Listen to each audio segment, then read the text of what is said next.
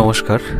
বিজ্ঞান ভৈরবতন্ত্রের ২১ নম্বর সূত্রটি তার ১১২টি কৌশলের মধ্যে অন্যতম তীব্র এবং সম্ভবত সবচেয়ে বিতর্কিত।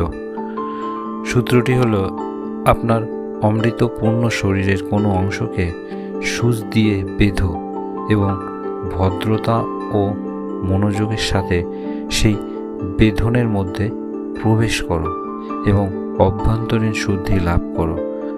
প্রশ্ন জাগে, শিব কেন এমন একটি কষ্টদায়ক কৌশলের কথা বলেছেন? কারণ জীবনের সবচেয়ে গভীর সত্যগুলো প্রায়শই আমাদের আরামের এলাকার বাইরে লুকিয়ে থাকে। আমাদের মন খুবই চালাক।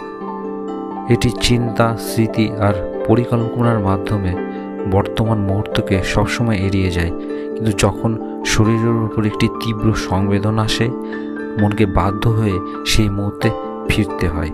তবে এই ফিরে আসা সাধারণত প্রতিক্রিয়াশীল হয়, যেমন আমি আঘাত পেলাম, এটা খুব কষ্টকর। শিবের নির্দেশনা এখানেই বিপ্লবী। ভদ্রতা বা জেন্টেল সহকারে সেই বেঁধনের মধ্যে প্রবেশ করো। এর মানে হলো সংবেদনটি আসুক, কিন্তু মন যেন তাতে কোনো মানসিক গল্প যোগ না করে।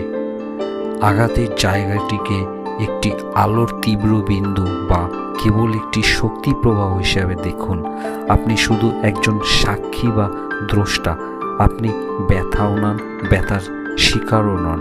আপনি শুধু সেই মুহূর্তের তীব্র সচেতনতা। সূচ ব্যবহার করা বিপজ্জনক হতে পারে, তাই আমরা একটি নিরাপদ বিকল্প ব্যবহার করব। এক টুকরো বরফ নিন এবং আপনার হাতের তালুর একটি ছোট অংশে রাখুন। যখন তীব্র ঠান্ডা বা জ্বালা শুরু হবে, তখন আপনার মন স্বাভাবিকভাবেই পালাতে চাইবে, কিন্তু আপনি পালাননি। আপনি সেই সংবেদনের গভীরে চোখ বন্ধ করে মনোযোগ দিলেন। অনুভব করুন ঠান্ডার কারণে স্নায়ুতে কি কম্পন হচ্ছে। আপনি লক্ষ্য করবেন যতক্ষণ মন সেই ঠান্ডাকে খারাপ বা অসহনীয় বলে বিচার করছে, ততক্ষণই ব্যথা তীব্র। কিন্তু যখন আপনি কেবল সংবেদনকে একটি শক্তির তরঙ্গ হিসেবে দেখেন, তখন সেই শক্তি তার প্রকৃতি পরিবর্তন করে। এই মুহূর্তে ব্যথা এবং দ্রষ্টা সম্পূর্ণ আলাদা হয়ে যায়। মন থেকে সমস্ত বিক্ষেপ উধাও হয়ে যায়, কারণ তার সমস্ত শক্তি এই তীব্র বর্তমান মুহূর্তকে ধারণ করতে ব্যবহৃত হচ্ছে। এটি সেই নিশ্ছিদ্র বর্তমান, যেখানে চেতনা তার অভ্যন্তরীণ শুদ্ধি, ইনার পিউরিটি বা ভৈরব স্বরূপ লাভ করে।